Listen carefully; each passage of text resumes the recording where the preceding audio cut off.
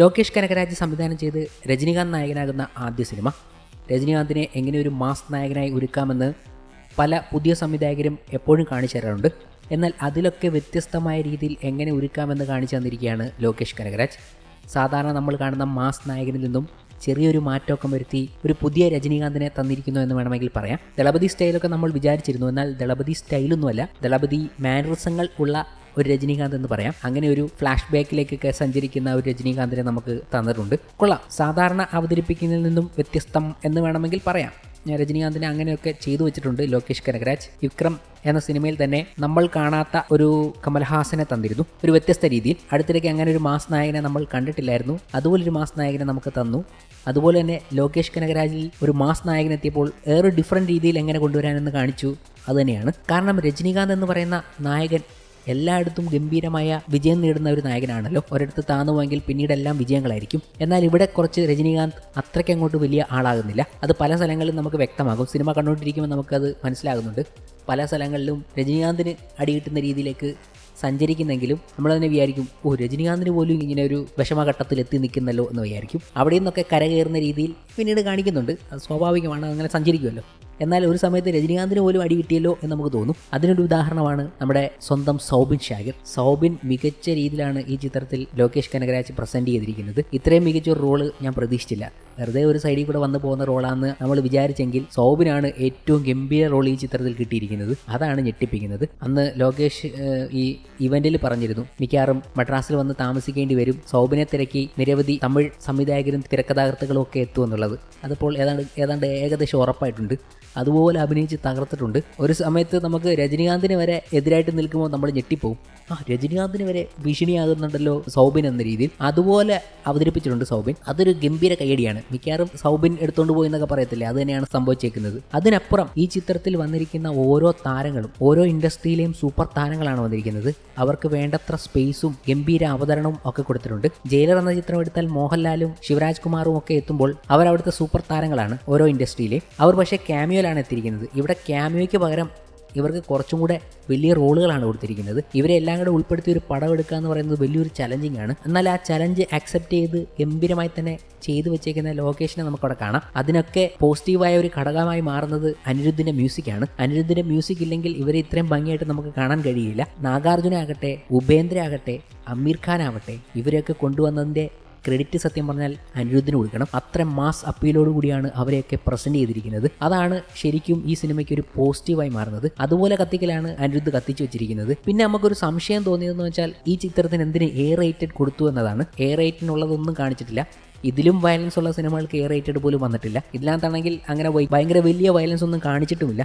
അതുകൊണ്ടാണ് അങ്ങനെ ചോദിക്കുന്നത്. പക്ഷേ കേരളത്തിൽ ഗംഭീര ഓളമാണ് ഉണ്ടാക്കിയിരിക്കുന്നത്. ഏതാണ്ട് ഒരു 8 കോടിക്ക് മുകളിൽ പ്രീസെയിലൂടെ തന്നെ ഓപ്പണിംഗ് ഡേയിൽ കിട്ടുമെന്നാണ് തോന്നുന്നത്. അതൊരു ഗംഭീര ഓളമാണ് കേരള ബോക്സ് ഓഫീസിൽ രജനീകാന്ത് ചിത്രം. അത് പിന്നെ ലൊക്കേഷൻ്റെയും കൂടെ ആയിരുന്നല്ലോ. അപ്പം ആ ഒരു രീതിയിൽ നോക്കാം. അത്രയ്ക്ക് വലിയ കളക്ഷനാണ് ഉണ്ടാക്കുന്നത്. പോസിറ്റീവ് റെസ്പോൺസ് തന്നെയാണെന്ന് തോന്നുന്നു. ഇപ്പോൾ കണ്ടതിൽ വെച്ച് എനിക്ക് തോന്നുന്നത് പോസിറ്റീവ് തന്നെ വരാനുള്ള സാധ്യതയുണ്ട്. മിക്കവാറും ഗംഭീര ഒരു ചിത്രമായി മാറാനുള്ള സാധ്യത എല്ലാം ഉണ്ട്. കാരണം നമ്മൾ പ്രെഡിക്റ്റ് ചെയ്യുന്ന രീതിയിലല്ല സിനിമ സഞ്ചരിക്കുന്നത്.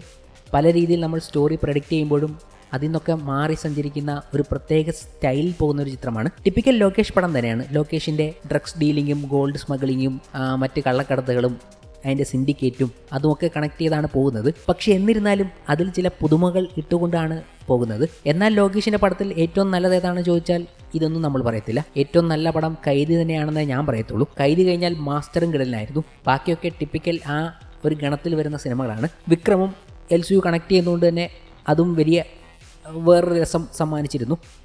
എന്നാൽ ലിയോയും കൂലിയും ഒക്കെ ആവറേജിൻ്റെ ലെവലിലേ വരത്തുള്ളൂ. ആ ലിയോ ആവറേജ് എന്ന രീതിയിൽ തന്നെയാണ് കൂലിയും ഒരു ആവറേജ് സിനിമ എന്ന് വേണമെങ്കിൽ പറയാം. എന്നാൽ ഡിഫറൻ്റായി പ്രസൻറ്റ് ചെയ്തിട്ടുണ്ട്.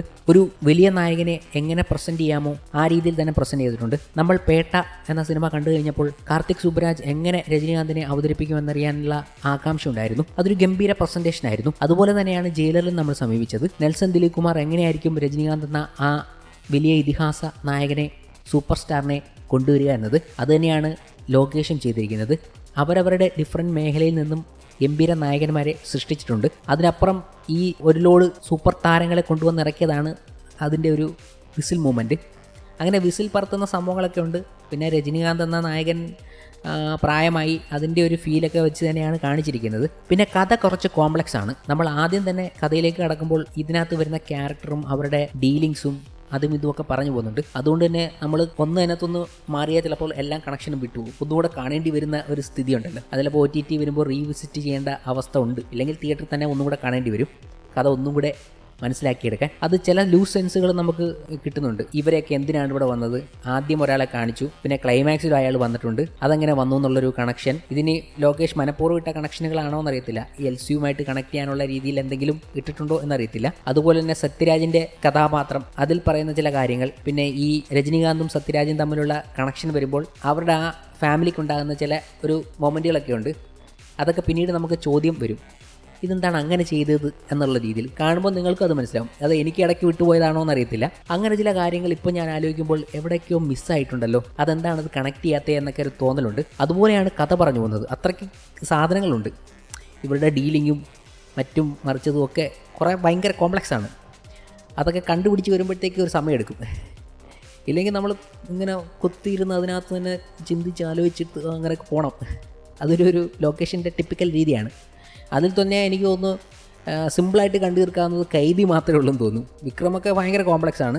പിന്നെ ഈ LCയും കൂടെ കയറി വന്നപ്പോഴത്തേക്ക് ആകെ മൊത്തം ഒരു വല്ലാത്തൊരു സംഭവമാണ്, എവിടെയൊക്കെ കണക്റ്റ് ആകും എന്നൊക്കെ. കൂലിയും വേണമെങ്കിൽ ലോകേഷിൻ്റെ LCയുമായി കണക്റ്റ് ആക്കാം. അതുപോലുള്ള സാധനങ്ങളുണ്ട്. ഈ സിൻഡിക്കേറ്റും അതും ഇതൊക്കെ വരുന്നതുകൊണ്ട് എനിക്ക് തോന്നുന്നു ലോകേഷ് ഒരു സൂപ്പർ ഹീറോ യൂണിവേഴ്സ് ഉണ്ടാക്കുകയാണ്. എല്ലാവരും പറഞ്ഞുകൊണ്ട് ഒരു യൂണിവേഴ്സ് ഉണ്ടാക്കുകയാണെന്ന്. പക്ഷേ എന്നിരുന്നാലും ഒരു ഗ്യാങ്ങിനോ വലിയൊരു വില്ലനെതിരെയോ കുറേ സൂപ്പർ സ്റ്റാറുകളെ കൊണ്ടു നിർത്തി ഒരു യുദ്ധം ചെയ്യിപ്പിക്കുക എന്ന രീതിയുണ്ടല്ലോ, അതൊരു ഫൈനൽ മൂവി വരുമ്പോൾ നമ്മളെ ഞെട്ടിപ്പിക്കുന്ന രീതിയിൽ വന്നേക്കാം.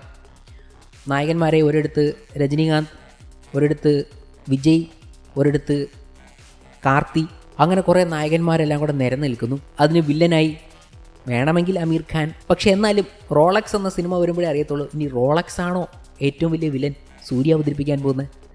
അവർക്കെതിരെയാണോ രജനീകാന്തും മറ്റെല്ലാവരും കൂടെ ഒത്തുചേർന്ന് യുദ്ധം നടത്താൻ പോകുന്നത് എന്നൊക്കെ നമുക്ക് വരാം. രജനീകാന്തുണ്ട്, കമലഹാസൻ്റെ പേര് വിട്ടുപോയി, കമലഹാസനുണ്ട്, ഏജൻറ്റ്, അങ്ങനെ കുറേ ആൾക്കാരെല്ലാം കൂടെ നിന്നാൽ ഒന്ന് ഫൈറ്റ് ചെയ്തതെന്ന് ആലോചിച്ച് നോക്കും. ആ പടത്തിന് എന്തുമായിരിക്കും കിട്ടാൻ പോകുന്നതെന്ന്. ഭയങ്കര ഓളമായിരിക്കും. ഇന്ത്യൻ സിനിമ തന്നെ വിറപ്പിക്കാനുള്ള സാധനമുണ്ട്. അങ്ങനെ ഒരു യൂണിവേഴ്സ്, നായകന്മാരുടെ ഒരു യൂണിവേഴ്സ് ക്രിയേറ്റ് ചെയ്ത് മറ്റേ അവെഞ്ചേഴ്സ് പോലെ എൻഡ് ഗെയിം എന്ന് പറയുന്ന ഒരു പടമെത്തി ഇവർ സൂപ്പർ താരങ്ങൾ, സൂപ്പർ ഹീറോകളെല്ലാം കൂടെ ഒരുമിച്ച് നിന്ന് ഒരു കോമൺ വില്ലനെ നേരിടുന്നത്. താനോസ് പോലൊരു വില്ലനെ കൊണ്ടുവരിക. ഈ റോളക്സിന് മേളിൽ നിൽക്കുന്ന വില്ലൻ ഉണ്ടാകുമോ എന്നറിയത്തില്ല.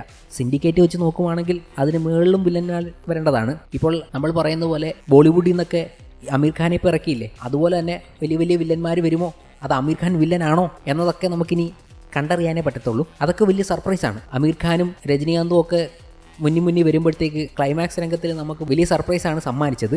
അത് നിങ്ങൾ കണ്ടു തന്നെ അറിയണം. അങ്ങനെ ചില സർപ്രൈസിങ് മൊമെൻറ്റുകളൊക്കെ ഉണ്ട്. പക്ഷേ എന്നിരുന്നാലും ക്ലൈമാക്സിൽ വന്നപ്പോൾ ചെറിയൊരു ലോ ലെവൽ നമുക്ക് ഫീൽ ചെയ്തു. അത് എനിക്ക് മാത്രമേ ഫീൽ ചെയ്തോളൂ എന്നറിയത്തില്ല. അത് നിങ്ങൾ തന്നെ മനസ്സിലാക്കി എടുക്കുന്നതായിരിക്കും നല്ലത്. എന്നിരുന്നാലും ലോകേഷിൻ്റെ ഒരു സിനിമാറ്റിക് യൂണിവേഴ്സിൽ കൂലിയെയും പെടുത്താം. കൂലിയിലെ ദേവ ഒരു ക്യാരക്ടറായി ഡെവലപ്പ് ആകാനുള്ള സാധ്യതയുണ്ട്. ഇപ്പോൾ ലോകേഷ് തന്നെ പറഞ്ഞല്ലോ മാസ്റ്ററിൻ്റെ 2, ലിയോയുടെ 2 ഒക്കെ വരാമെന്നുള്ളത്. ലിയോ ഓൾറെഡി LCയുമായിട്ട് കണക്റ്റായ രീതിയിലാണ് നിർത്തിയിരിക്കുന്നത്. അതുപോലെ തന്നെയാണ് ഇപ്പോൾ കൂലി വേണമെങ്കിൽ കണക്റ്റ് ആക്കാം. ഈ ഡീലിങ്ങും അണ്ടർവേൾഡ് സംഭവങ്ങളൊക്കെ കണക്റ്റ് ആക്കാമെങ്കിൽ കൂലിയും കണക്റ്റ് ആക്കാവുന്നതേ ഉള്ളൂ. അതാണ് നേരത്തെ പറഞ്ഞത്, വലിയൊരു കോമൺ വില്ലനെതിരെ നമ്മുടെ സൂപ്പർ നായകന്മാരെല്ലാം കൂടെ വരുന്ന ഒരു സംഭവം. അങ്ങനെ വരുമോ കണ്ടു തന്നെ അറിയാം.